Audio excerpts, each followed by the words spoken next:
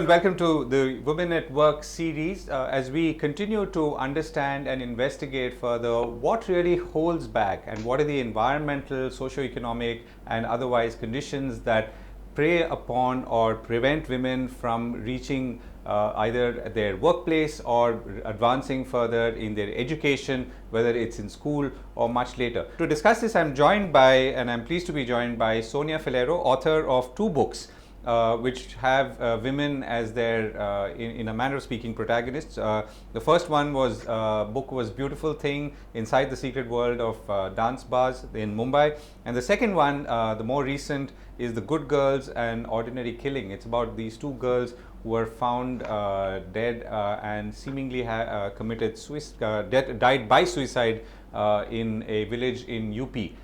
It became a national scandal, so to speak, but it does not seem to have taught us the lessons that we would hope to learn from events like this or incidents like this. So on that note, Sonia, thank you very much for joining us.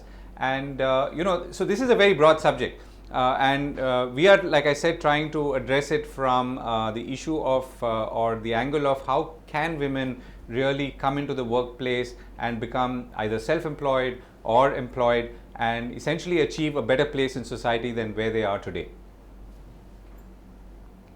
So, Govind, this is a slightly different case because you have to remember that the girls at the center of this case were children. Padma, the young woman I call Padma, was 16 years old. Lali was 14 years old. So, as children, they didn't have access to the kind of resources that might have helped them protect themselves or might have helped them understand what their options are. However, had they been older, I don't think that they would have had those resources either, living where they did. And resources can take various forms. It can be something as straightforward as picking up the phone, and of course the children had access to numerous phones. They had access to 4, in fact. So it can be something as simple as picking up the phone and dialing the police. It can be going to somebody in the village who they see as an elder. It can be, accessing health service or an activist, some other social service, therefore. But there is none in Katra Sadatganj where the children lived. There continues to be a police chowki with 5 police officers, but there is no sense among the women of the village and the men that those people will offer them any sort of protection. So I think, it's 2 things. One is knowing how to access resources, and then having done that, being able to actually receive the help. Right. So we need a lot of work in these 2 areas. Right. And so when the girls go missing, the family does not quite react in the manner that you would think a family should. So one of the questions that seems to come up immediately is honor. And so where could they have gone, and therefore how will it reflect on us more than perhaps the likely fate that could have befell them? Yeah, I say this over and over, Govind, because I feel like I need to stress this. The children were very much loved by their parents, by their siblings, and they were valued members of the community. We tend to think that when terrible things happen, it's the outcome of anger or malice or something even more profound, hatred, but that was not the case. The children were valued, but valuing somebody does not necessarily translate into looking after them or giving them choices and support or freedom. And that's the situation that these 2 kids found themselves in. Despite being loved, they were boxed into the situation where they had to do exactly as they were told. It didn't matter what they thought or what they felt or what they wanted for themselves. And I do have sympathy for the parents as well, because the parents weren't necessarily doing what they wanted.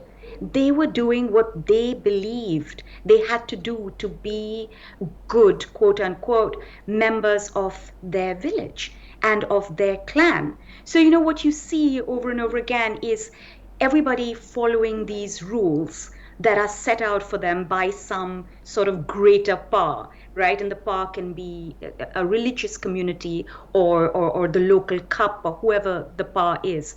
But everybody is following these rules. Nobody is entirely happy and nobody's doing what they truly want to do. So yes, in this case, the family felt naturally immense horror at what had happened to their children, but they also thought, what does this mean for us? How are we going to be regarded? What commentary does this make on us as parents and as good people? Right. And you know, you also talk about these two girls and how they did a lot of work at home, and you know, way more than what any 16-year-old would do, at least in the kind of urban environments that I mean we are in. I'm in Mumbai, and I know you're in London right now, but you've been in these parts. So and so therefore it's a very different world. I mean, again, elements of modernism, exposure to things and the world beyond, thanks to that mobile phone or smartphone, and yet leading very, very constrained and in a way defined lives up to the point that they would eventually get married off. Yeah, yeah. So, you know, Padma and Lali's mothers did not know how to read and write, neither did their fathers. But although their parents had not received an education and had not sought an education as adults, they wanted to educate their children. And they had a choice in the village in which they lived. They could send their kids to the free school, the government school, or they could spend a certain amount of money, not an inconsiderable sum, and send them to the private school, which was near the orchard. They chose to send all their children to the private school where they were learning English, they were learning math, they were learning science. So, you know, this is a huge step forward. And when we say, you know, nothing changes in India, people are exactly where they are, that's not true. This is parents have ambitions for their children. Parents want better for their children, and the Shakyas did. However, because of a range of complicated circumstances, that that hope and those dreams never runs the full gamut. It never goes to the full extent. So Padma, for example, at the time of her death, had already been pulled out of school. She had finished the eighth grade. There was no high school in the village, and her parents were unwilling to educate her further. So she was, as they say, sitting at home. Her first cousin, Lali, who died along with her, was 14 and still in school, but Lali would also have to be, removed from school, her parents believed, and she would also have to be married off. And while they were learning all these new things and experiencing this world that their parents had no experience of, uh, there was not so much that they could do with it. As you mentioned, they had phones. They could call and they could text, things that their mothers could not do. Their mothers can at best hold the receiver to their ear. But these girls had discovered a world thanks to their parents' progressive attitude in this area. And they knew there were things out there, but they couldn't access them in any meaningful sense. They couldn't take that education and get a job. They couldn't leave the village. And ultimately, as we discovered, they couldn't even talk to anybody who was not a close member of their family without attracting unwanted attention. Right. So, you know, you pointed out, you know, one of the characters in that book, of course, it's a real character who seems to frown upon the girl's behavior only because they use the phone. And this person and I'm sure there are many such people who exist in every village in some form or the other. Do you get a sense that this person or people like that are going to be around for a long time, or do you feel that with everything else that's happening, maybe people are getting more accommodative, particularly when it comes to women and girls again? I think that it's that change that we are hoping for, that we somehow thought would happen at the same time that, you know, the market was flooded with phones and data became incredibly cheap, and it seemed like everybody in India had a phone and was scrolling through. That has not actually happened. The real change that accompanies, you know, modern things is modern ideas, and we haven't seen those. So the person that you're talking about is a farmer in the village called Rajiv Kumar, who happened to see the children talking on a phone, and not knowing the girls at all, barely knowing their parents, took great offense and thought, this is not appropriate behavior. And he complained to a close member of the family. And that close member, first cousin of the girls, then started to spy on them. And as we find out, it was that spying, that obsessive behavior, ultimately led to a series of events that culminated in the death of the children. But if you go to Katra today, you might find that people are even more conservative than they were a few years ago, and that they truly believe that had the children not had access to phones, they would not be dead today. In fact, that's not why they're dead today. We know why they're dead, and it's not the phones. You don't blame objects for something like this. It is the mindset of all the people around those girls that culminated in their death. So let me ask you about another aspect, which is law and order. Now, in your book, when the two girls are found, or even while they're searching for them, the prospect of going to the police station, the local police station, is not. Is actually the last one, right? People will want to first account or discount everything else, and then maybe the police are the last resort. Now, the larger question here is, how do we then bring about greater, let's say, responsiveness in the police when it comes to issues like this? And when I say issues, let me expand it a little bit and talk about gender violence, and more so, how is it that can, things can change in small villages and towns like this? So I think it's two things. I think it's supporting the police, training them, giving them resources, and I think then it is holding them accountable, right? What we're doing right now is we're saying the police are corrupt, the police are useless, they don't do anything, and certainly in many cases it appears that is what's happening. But if you look at it from the point of view of the police, and specifically let's look at the 5 people who were in charge of the Katra Chowki the night the children went missing, they didn't have a phone in the Chowki. Of course, no question of a computer. The electricity was gone most of the time. They were expected to sleep in the Chowki, but there was no place for them to sleep, so they would sleep in the courtyard. There wasn't even a bathroom for them to use. There was no mode of transportation. So in this situation, they are entrusted with looking after more than 30 villages and just told, well, do your job. When they fail to do their job, they're not held accountable, perhaps because those who are supposed to hold them accountable know that they haven't received the training or the support to do their job. So it's the circle in which everybody finds themselves, and people are just doing or not doing their job. So we do need to talk about whether we are training police officers, and obviously a part of that training is giving them the tools, and it's also sensitivity training. It's also increasing the number of female officers in the force, and this is particularly necessary. This is a given anywhere in India, but particularly in Uttar Pradesh, where crimes against women are they just continue to increase every single year. And then it's saying, look, now that you've got everything you need, you have to start doing your job. And perhaps if we work on both those levels, we might start to see some change. Right. In India Spend, we report a lot on gender disparity. We talk about the importance of education at the very primary level. If women are educated, then a lot of things downstream get resolved, including the health and education of their children.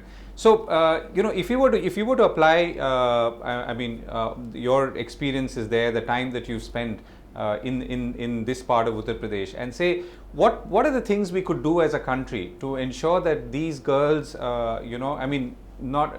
these girls, the ones you profiled, obviously met a most untimely and horrific end, but a lot of them, even today as we speak, are suffering because either they're being denied the education, further education, they're being denied maybe the right to or the opportunity to just leave that village and go to a city and then and pursue a career, for instance, or maybe just the freedom to make choices about including who they want to marry and how they want to spend their life. So how do we, where do we begin?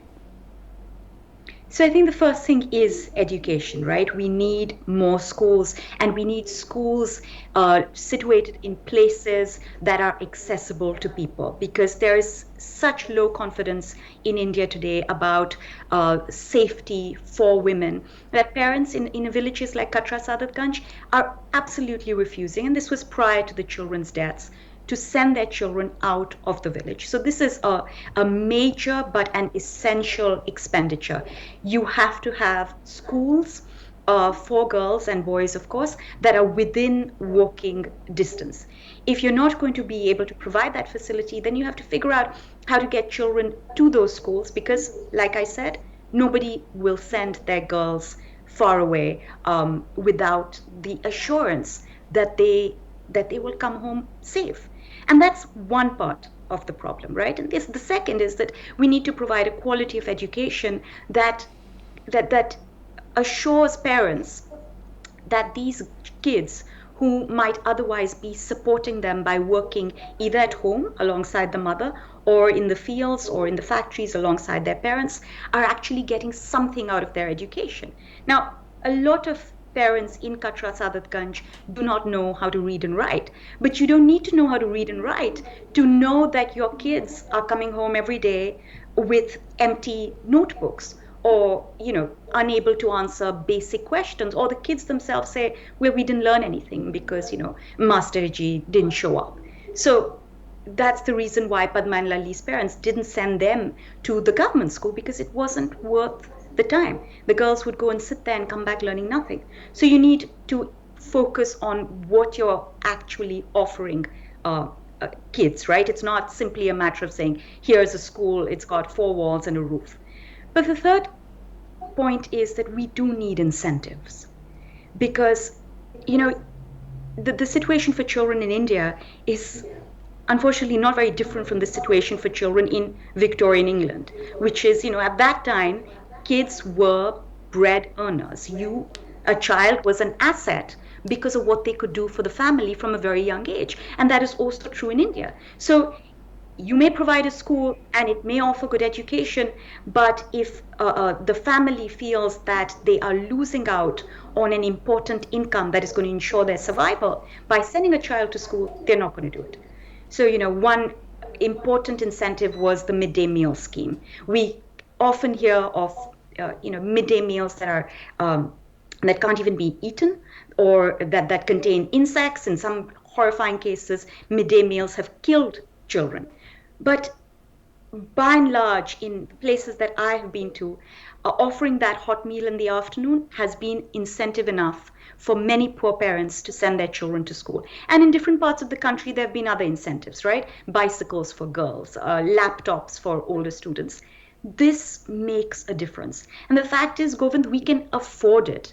We are a poor country only because we mismanage our expenditure, because we don't seem to focus on the things that will ultimately enrich us, and the most important of which is focusing on the youth and educating them. So if we do these 3 things, more schools, better schools, and incentives, I imagine that more parents would be willing to send boys and girls to school. Right. Sonia, last question in a sense, but your book is based on an event that happened in 2014, and you obviously went back much later and spent time and collected and put together your notes, and then you've written this book. Things have changed in this period there too. What's your sense? Is our with the new dispensation, particularly Uttar Pradesh, is that are things going to go forward? Are things going to change? When I say forward, I mean again in the context of girl childs and women in that region. This is India's largest state with 200 million people after all, and with a very high fertility ratio. So are things going to change in your sense, in your understanding, particularly now, given what's been happening in recent years? Are you hopeful at all? So I haven't been to Katra since 2018, and I can only tell you, what's happening in Uttar Pradesh based on what you yourself know, which is the news. And the news, unfortunately, has been uniformly dark. I mean, we've been hearing about a huge range of human rights abuses, and violence against women continues unabated. So, under these circumstances, it's very hard to feel optimistic. But the fact is that a lot of the grassroots work that has helped women and children over these many, many years, over many, many, incompetent governments continues. So we continue to have, non-profits working in Uttar Pradesh. We continue to have girls going to school, and hopefully many of them are receiving whatever support is possible from their families. So I think we need to continue to be optimistic despite what the headlines may make us feel. But I think we also need to focus very strongly on improving this situation. I mean, as you say, it's 200 million people. It's the size of a country. That is a lot of people who need support. Right. So that is a very encouraging, or most encouraging note to end on. Thank you so much for sharing your thoughts. All the very best for your brilliant book. For those who watching or will watch this, my recommendation is that do get a copy of The Good Girls and Ordinary Killing by Sonia Faleiro. Sonia, thank you very much for joining us. Thanks so much, Govind.